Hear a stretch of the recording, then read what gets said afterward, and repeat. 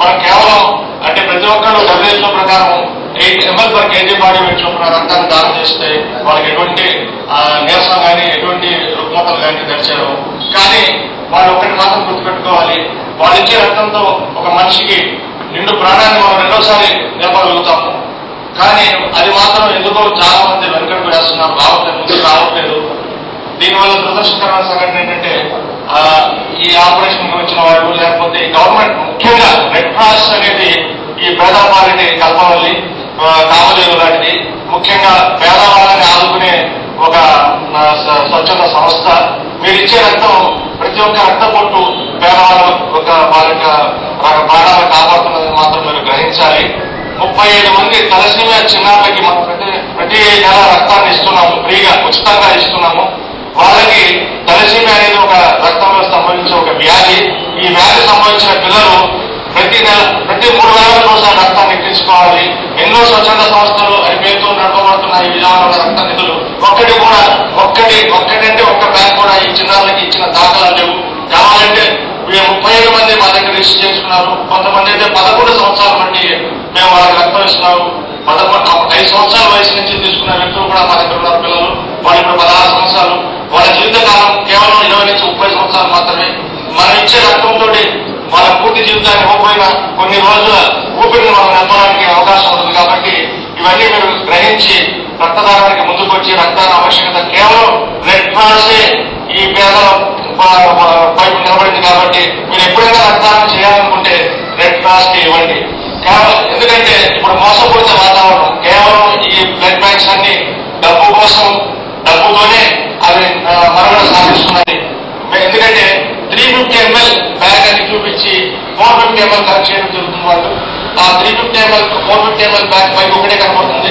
Paper కింద 2 బ్యాగులు పెట్టేసేసి 3 బ్యాగులు కలెక్ట్ చేసుకుని రక్తం సేకరణ పూర్తవగానే మిమ్మల్ని ఒక క్షణం కళ్ళు మూసుకోమంటారు. ఆ కళ్ళు మూసుకున్న టైంలో పేపర్లు అవన్నీ చుట్టేసి తీసుకెళ్ళిపోవడం జరుగుతుంది. కాబట్టి రక్తదానం ఈ అవగాహన మీలో చాలా అవసరం. ఎందుకంటే మీరు సేవా తత్వంతో సేవ కోసమే మీరు వచ్చి రక్తదానం చేస్తున్నారు. కానీ మీ యొక్క సేవని దుర్వినియోగం అవుతుంది. అపార్థ దానం చేయమాకండి.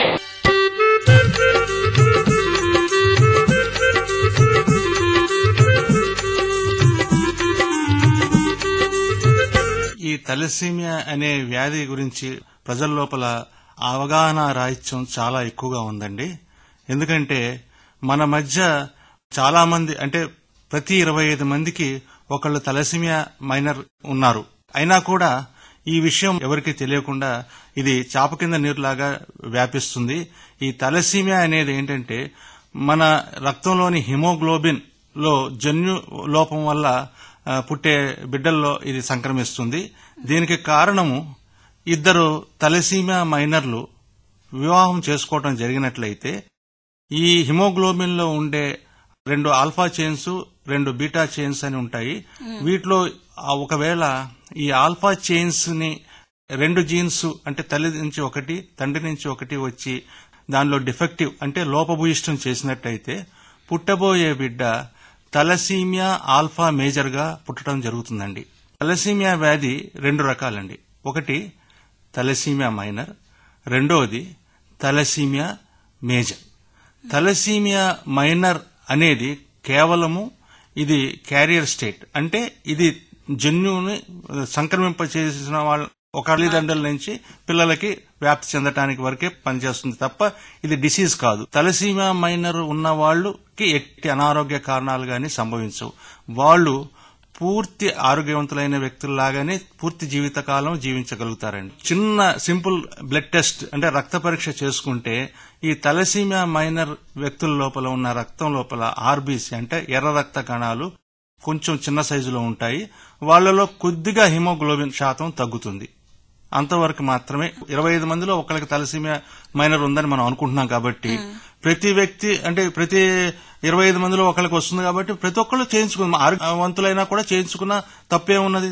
ఉంటే బయటపడుతుంది, లేకపోతే లేదనుకుంటారు. దానివల్ల వాళ్ళకేం నష్టమేమి జరగదు. ఇది సింపుల్ టెస్ట్.